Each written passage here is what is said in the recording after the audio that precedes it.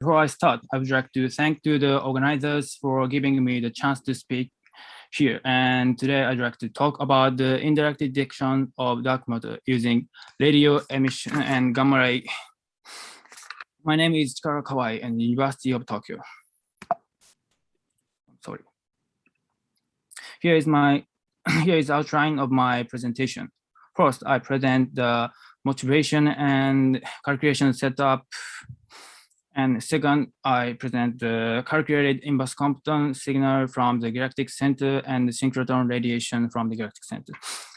And after that, the signals from the dwarf spheroidal galaxies. And last, I summarize the presentation. First, here is the motivation. We have the interesting new hints from the particle physics. Measured muon G-2 is shifted from the standard model prediction. And if this excess comes from the supersymmetry, the right Tsuji dark matter is expected. And right figure shows the, oh, I'm sorry. Laser pointer is off. Right figure shows the mass of the dark matter and versus direct detection cross section. Let me show the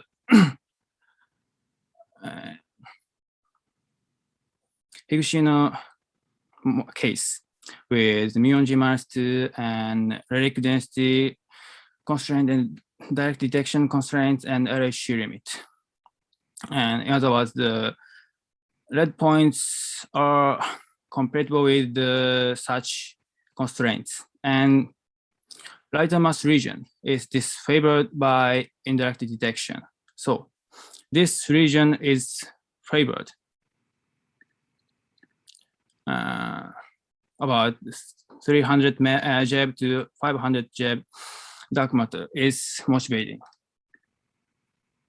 Next is the setup of my calculation.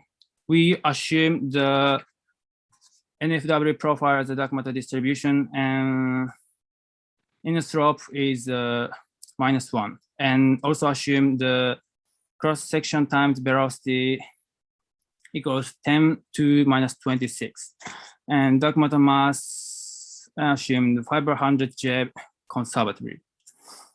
And left figure shows the dark matter distribution used my calculation for our galaxy, and right is the Draco for the example of dwarf spheroidal galaxies. And dark matter annihilates to the standard model particles. And we assume that the dark matter annihilate into the double boson pair. And so that is the branching fraction is assumed 100%. Then we get the creation rate and injected electron spectrum. And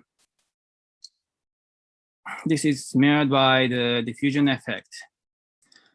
So by solving the diffusion equation, we obtain the equilibrium electron density. And we assume the diffusion coefficient as 10 to 28. So you can see the high energy electron is expected. And let me explain briefly the inverse Compton process. The high energy electron produced by annihilation of dark matter scatters the low energy photon, and it gets the energy from the electron and changes into the gamma ray. The energy of outgoing photon is enhanced by the square of gamma factor of electron. And here is a brief summary of the calculation method.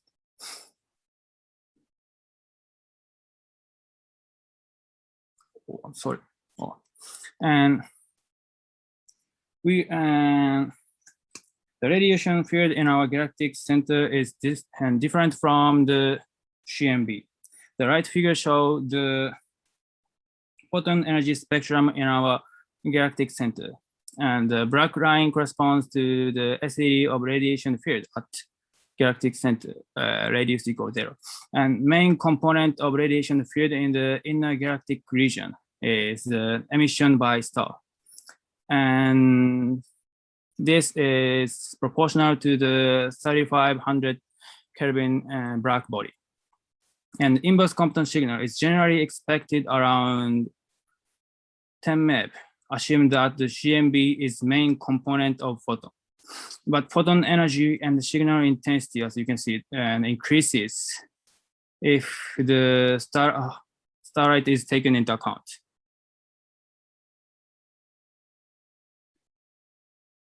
And also synchrotron radiation is emitted by the high energy electron in the presence of the magnetic field. We assume the magnetic field strength 1 milligauss for galactic center and 1 microgauss for dwarf spheroidal galaxies. Of course, we need more discussion about the strength of magnetic field for dwarf spheroidal galaxies.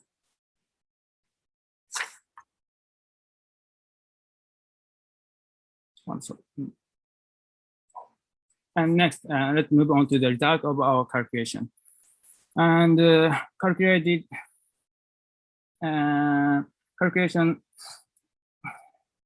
this figure shows the calculation of the inverse Compton spectrum. And we include the photon from the starlight. So emitted photon is enhanced about 100 JeV, and moreover, long tail is expected. And here is the Fermi excess. We compare the result with the observational data.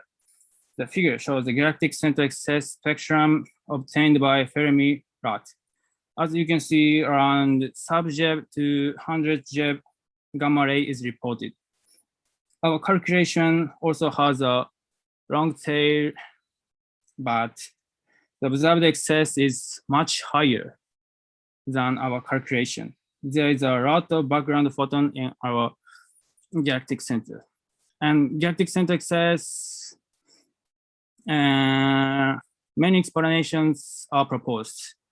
For example, the dark matter about 30 JeV, or supernova remnant, or active galactic nuclei, or pulsars. And next, move on to the synchrotron radiation from the galactic center. Here is the synchrotron radiation from the integrated flux within the 20 parsec. And synchrotron radiation comes from the halo and SGRA star and SGRA East. And we assume that the halo of the galactic center is, and we assume this halo is made from the dark matter. But the observed intensity is 10 to 100 Jansky. And our expected value is much, much smaller than that. So the galactic center is too noisy to observe the dark matter signal. And next, the dwarf spheroidal galaxies. Here, and the parameter, we use the Draco as the example of dwarf spheroidal galaxy. And here is the summary of the parameter for Draco. The distance about 27 at 76 kiloparsec. And logarithmic iron over hydrogen about -2. And this value is maybe related to the supernova, and it may change the dark matter distribution. The right figure shows the calculation of synchrotron radiation from various diffusion parameters. This purple line corresponds to the diffusion parameter 10 to 28, and green corresponds to the, purple corresponds to 10 to 27, and green corresponds to 10 to 28. And we can't find out, I'm sorry, we cannot find out the observed radio emission data for Draco. So this figure shows the different dwarf spheroidal galaxies. And ATCA obtained this data, and as you can see, about 0.1 Merijansky is observed at frequency at 2 GHz. And this is same order our expected value.